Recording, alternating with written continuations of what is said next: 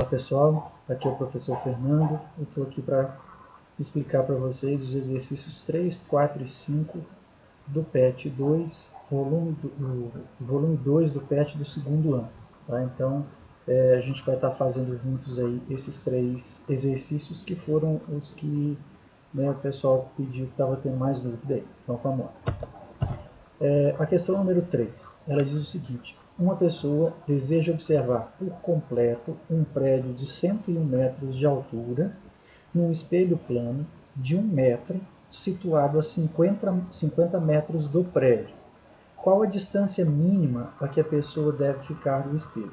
Bom, primeira coisa, em questões desse tipo, que envolvem esses espelhos, questões de ótica geométrica, a primeira coisa que a gente tem que fazer é um esquema, uma ilustração do nosso problema. Então eu desenhei aqui um esqueminha que ilustra para a gente o nosso problema. Nós temos aqui o prédio com seus 101 metros de altura, está aqui a pessoa, o observador que vai enxergar esse prédio, e está aqui o espelho para o qual ele vai estar olhando. Esse espelho tem 1 metro de altura como informação do problema. O que a gente vai fazer aqui? Primeiro, nós vamos traçar, então o nosso observador está aqui e eu disse que ele está a uma distância x do espelho. É exatamente isso que a gente quer descobrir. O que a gente vai traçar? A gente vai traçar o chamado ponto-imagem desse observador, ou seja, um ponto estaria dentro do espelho onde se forma a imagem desse observador. E aí a gente deve lembrar que a imagem, em relação ao espelho plano, ela se forma uma distância que é igual à distância do objeto, no caso aqui o observador, até o espelho. Ou seja, se a pessoa está a uma distância x do espelho, a imagem dela que vai se formar dentro do espelho também está a essa mesma distância x do espelho. Então foi por isso que eu coloquei aqui x também, só que isso aqui estaria dentro do espelho. Então esse daqui é o chamado ponto-imagem do observador. O que a gente vai fazer agora? A gente vai traçar o chamado campo visual desse observador. E para isso, a gente vai partir desse ponto-imagem e para traçar o campo visual, a gente vai traçar duas retas que passam pelas bordas do nosso espelho. Aqui eu tracei só uma porque ela já é suficiente para eu resolver o meu problema. Então eu peguei aqui a partir do meu ponto-imagem e tracei uma reta passando aqui pela borda superior do meu espelho.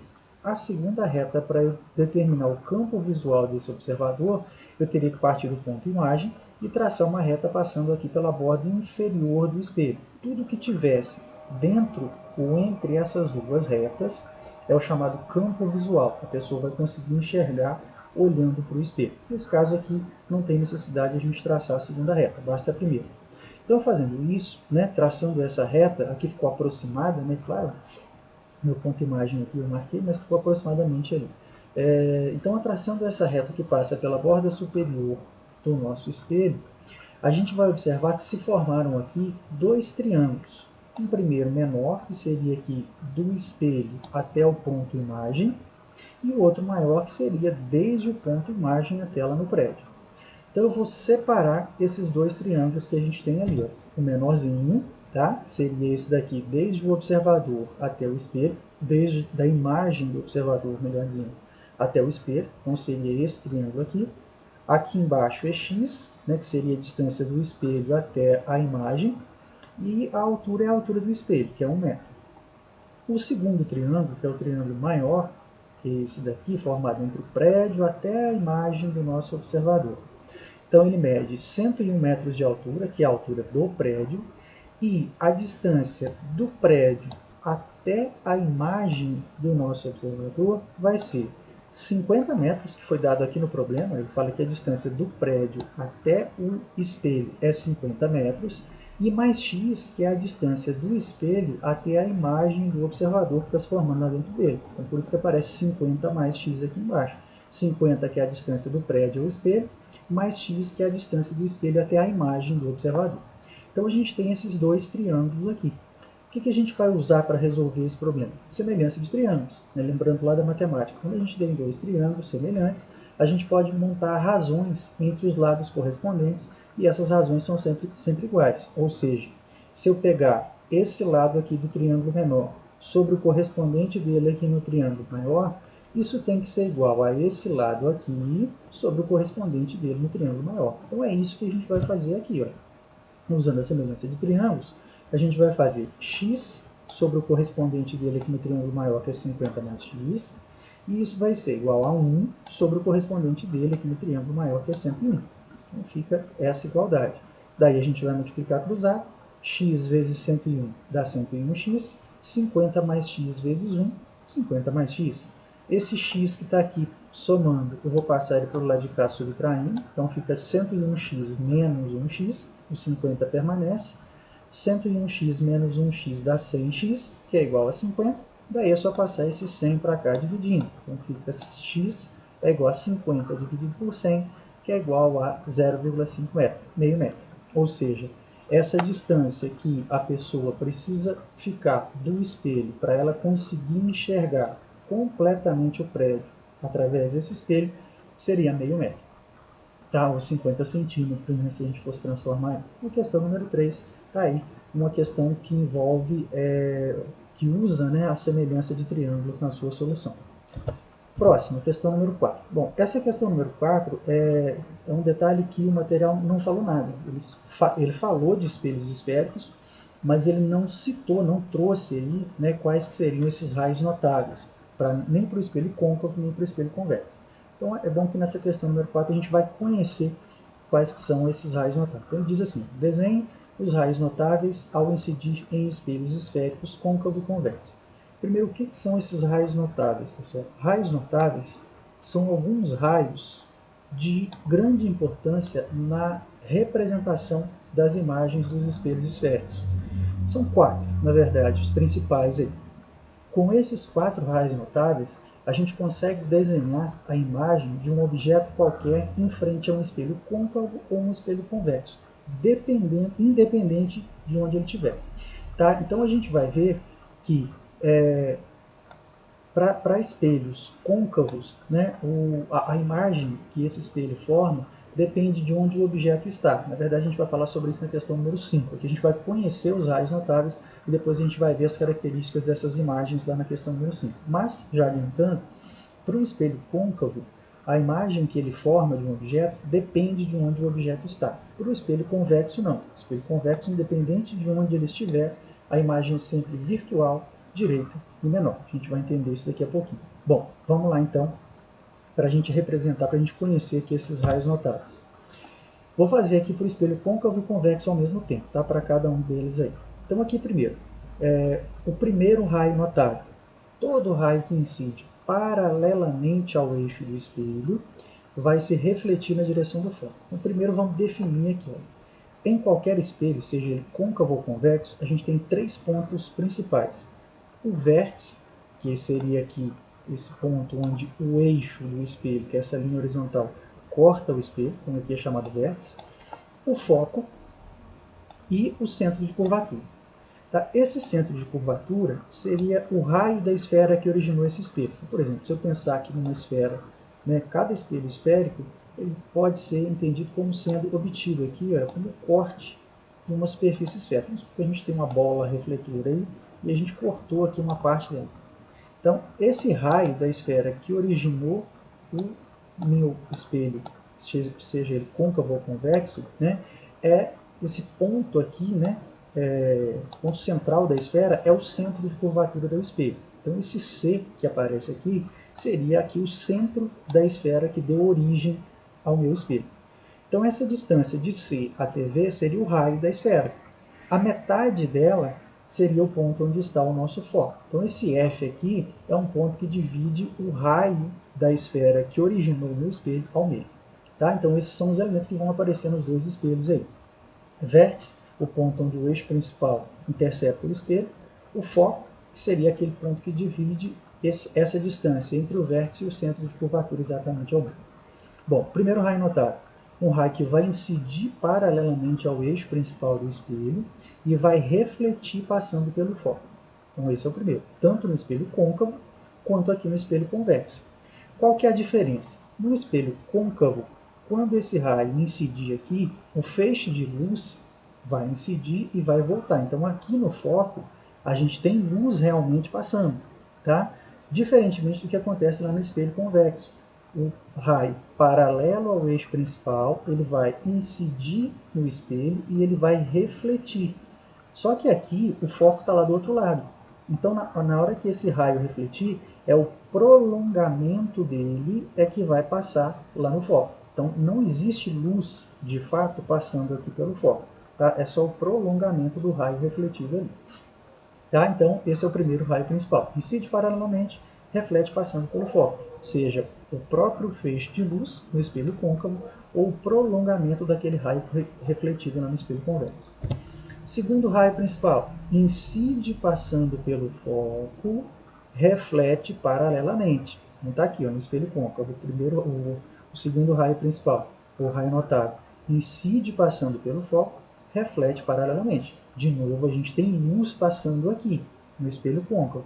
Já no convexo, não. Ele vai incidir de forma que o prolongamento desse raio passe pelo foco. Então, aqui, tudo que está tracejado é um ponto, seria ilustrando ou representando o prolongamento. Não existe luz passando ali, mas de qualquer forma, o prolongamento do raio incidente passa pelo foco do espelho convexo e ele vai refletir paralelamente ao eixo principal do espelho. Esse é o segundo raio principal. Terceiro, todo raio de luz que incide no vértice do espelho reflete simetricamente, ou seja, o ângulo que o raio incidente forma com o eixo principal, ele é igual ao ângulo que o raio refletido forma com o eixo principal. Então, está aqui o meu raio incidente, está incidindo no vértice, esse ponto aqui de interseção do eixo principal com o espelho, como disse lá atrás, ele está formando um certo ângulo aqui que está chamando de ângulo I, ângulo de incidência. Ele vai refletir de forma que esse ângulo entre o raio refletido e o eixo principal também seja igual ao ângulo anterior. Tá? A mesma coisa vai acontecer no espelho convexo. Incide no vértice, formando um ângulo de incidência, reflete, formando um ângulo de reflexão, de forma que esses dois ângulos são iguais. É isso que ele quer dizer com reflete simetricamente. Tá? E o quarto e último, todo raio de luz que incide no espelho na direção do seu centro de curvatura, ele vai refletir sobre ele mesmo. Então, se o raio está incidindo passando pelo centro de curvatura, ele reflete sobre ele mesmo, quer seja no espelho côncavo ou no espelho convexo. De novo, no espelho convexo, aqui o prolongamento desse raio incidente, né, passando lá pelo centro de curvatura, ele vai refletir sobre ele mesmo. Então, esses são os 4 raios notáveis. É isso que ele pede nessa questão número 4. Apesar de, no material, em momento nenhum, ele ter falado a respeito desses raios notáveis. Né? Então, uma falha aí do nosso material. Tá? Mas são eles. Com esses 4 raios, a gente consegue traçar a imagem de qualquer objeto em relação a um espelho côncavo ou um espelho convexo. Beleza? Vamos para a próxima questão aí. Questão número 5. A imagem ao lado, está colocada no material, é virtual, direita e maior que o objeto. O que ele quer dizer com isso, pessoal? Primeiro, virtual é uma imagem que se forma num local onde não existe luz passando. Lembra que no espelho convexo a gente viu aqui, olha, né? A gente tinha pontos onde não existe luz passando. Então, quando a imagem se forma nesse lugar, onde não tem luz, ela é chamada de virtual. Quando ela se forma num local onde tem luz passando, ela é chamada de real. Tá? Então, virtual é a formação da imagem no ponto onde não existe luz, e a real é aquela imagem que se forma no local onde não tem luz. Então, ele está dizendo que essa imagem, né, que está sendo mostrada aí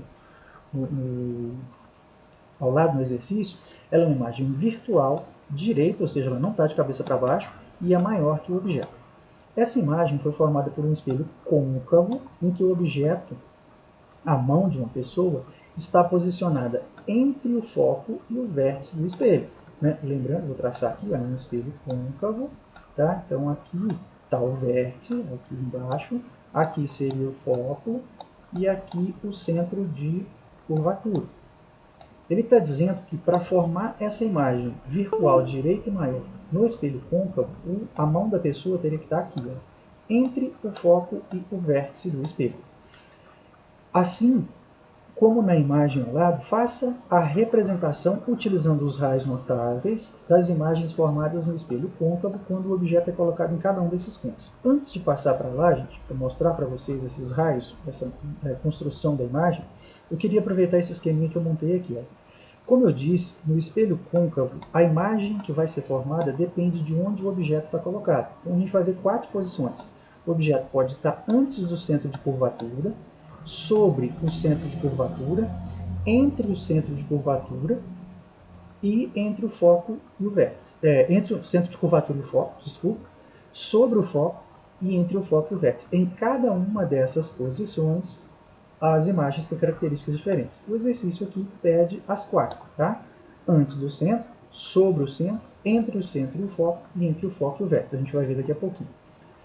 No espelho convexo, né, que seria isso daqui, para um espelho convexo, a gente não depende de onde o objeto é colocado. Em qualquer lugar que o objeto for colocado, de frente a um espelho convexo, a imagem que ele vai formar é virtual, ela vai se formar aqui atrás do espelho, num ponto onde não tem luz passando, então ela é virtual, direita, ela não vai estar de cabeça para baixo, e ela é menor que o objeto. Então, para o espelho convexo, não depende da posição. Qualquer lugar que ele tiver, as características são essas 3, virtual, direita e menor. Para o espelho côncavo é que depende da posição, como a gente vai ver aqui agora, olha só. Então eu trouxe aqui as 4 posições que o exercício pediu. O objeto além do centro de curvatura. A gente vai usar os raios notáveis que nós definimos ali agora há pouco. Lembrando que essas construções que eu estou apresentando para vocês aqui, elas não são a única forma. A gente viu que são 4 raios notáveis. Eu vou usar 2 em cada um deles aqui apenas. Eu poderia usar outros raios notáveis, tá? Então, essa questão não tem uma resposta única. Eu poderia estar trabalhando com outros raios. Mas vamos lá. Primeiro, letra A que ele pede lá, tá? O objeto antes do centro de curvatura. Essa velhinha aqui é o nosso objeto. Está aqui o centro de curvatura, o foco, aqui está chamando de P, mas seria o vértice do nosso espelho. Então, o objeto está antes do centro de curvatura. Eu vou usar 2 raios notáveis. Primeiro deles, incide paralelamente ao eixo principal, reflete passando pelo foco. Está aqui. Segundo, incide passando pelo centro de curvatura, reflete sobre ele mesmo. Então, observem que a gente está traçando raios da chama da vela. Onde esses raios se cruzam aqui embaixo, vai estar a chama da vela. Então, essa imagem ela se forma de cabeça para baixo. Logo, a imagem de um objeto em frente a um espelho côncavo, quando ele está antes do centro de curvatura, ela é uma imagem real, porque tem luz passando aqui onde está se formando essa imagem. Ela é invertida, a gente observa que ela está de cabeça para baixo, e ela é menor que o objeto. Então, essas são as 3 características da imagem de um objeto quando esse objeto está antes do centro de curvatura, real, invertido, menor. Segundo caso, é a letra B lá do nosso exercício, tá? É o objeto sobre o centro de curvatura. Eu vou usar os mesmos 2 raios. Então, o objeto agora está sobre o centro de curvatura, sobre o centro C. De novo, a gente vai traçar a imagem do ponto que está lá na chama da vela. Incide paralelamente, reflete passando pelo foco. Agora eu vou usar outro raio notável, diferente, não foi os 2 da letra A, tá? Então, incide paralelamente, reflete passando pelo foco, foi o primeiro que a gente usou com a letra A. Agora a gente vai usar o segundo raio notável que a gente falou lá no exercício 4. Incide passando pelo foco, reflete paralelamente, tá? Então, a imagem vai se formar aqui exatamente sobre o centro de curvatura também. E aí a gente observa que ela, de novo, é uma imagem real, porque a luz está passando aqui, no espelho côncavo ela bate e volta, ela é refletida. Então, é uma imagem real, ela é invertida, ela continua de cabeça para baixo, só que agora ela está do mesmo tamanho do objeto, então é igual, tá? Mesmo tamanho do objeto ali. Letra C, o exercício está propondo que o objeto esteja entre o foco, entre o centro de curvatura e o foco. O objeto está aqui, eu vou usar o primeiro raio notável, incide paralelamente, reflete passando pelo foco, e o terceiro, incide na direção do centro de curvatura, reflete sobre ele mesmo. Está aqui. A imagem se forma nesse ponto. De novo, a imagem está se formando num ponto onde existe luz. Lembrando que onde não tem luz a gente usa linhas tracejadas. Aqui não tem nenhuma linha tracejada ainda. Tá? Então aqui a gente tem a imagem se formando antes do centro de curvatura, mas uma imagem maior. Tá? Então é uma imagem real, invertida e maior que o objeto. Tá? Então está aqui a imagem, as características da imagem desse objeto quando ele está entre o centro de curvatura e o foco. Nesse quarto aqui, ele está colocando o objeto sobre o foco. O exercício lá, ele, na letra D, ele pede para a gente representar esse objeto entre o foco e o centro de curvatura. Daqui a pouquinho eu explico para vocês. Tá? Aqui nós temos o objeto sobre o foco, a gente diz que a imagem é imprópria, porque na hora que a gente traçar os raios notáveis, vai incidir paralelamente e vai refletir passando aqui pelo foco, tá? E o outro incide na direção do centro de curvatura e reflete sobre ele mesmo. Só que a gente observa que esses raios não se cruzam em momento nenhum. E todas as imagens elas se formam pelo cruzamento dos raios refletidos, dos raios notáveis. Como esses dois aqui não se cruzam, não há formação de imagem. Então a gente diz que a imagem é imprópria. Tá? Então são 4 casos aqui. E o quinto caso, que é o que ele pede na letra D do nosso exercício lá, ficou faltando eu colocar a imagem dele aqui. Eu vou fazer a parte e mando para vocês depois.